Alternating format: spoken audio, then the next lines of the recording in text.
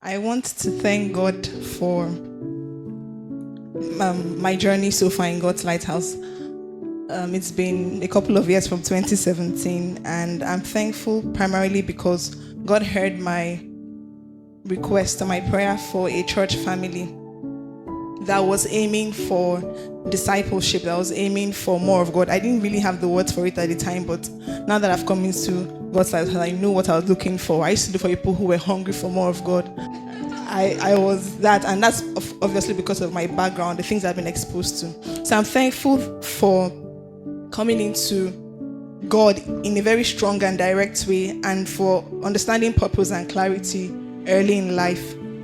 If you have lived a bit, or you've gone out to see people, you realize how people have grown and they're in their late 20s or early 30s and they've made so many mistakes in life. But coming into God early and being discipled just takes away a lot of mistakes. You have very few errors. So I'm thankful for that. I'm thankful that God took me from being a solitary person and put me in family in God's Lighthouse. From the beginning until now, I've always been in the diaspora. I've never really stayed in Uyo. Contrary to what I'd want, but I'm grateful to God. I'm thankful that I have spiritual leadership. I'm thankful that I have a pastor. Everybody has to thank God for pastor. I have a pastor, I have auntie, I have my brethren. Again, that I'm not alone. And then part of that purpose and calling was just knowing that you're called to be a teacher. It was here that I knew that. I didn't know that before in a very strong way. And then it was here I realized, I could also be prophetic, but not in the seer type way.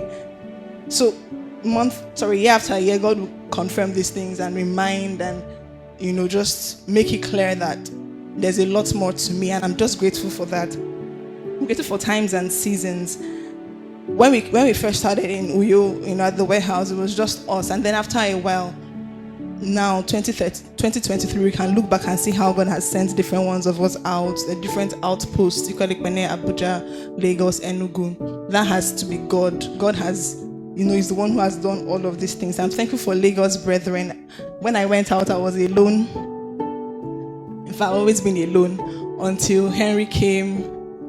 And I'll, make sure that I fellowship with him as much as possible. And then God began to expand us, and more of our brethren started coming around.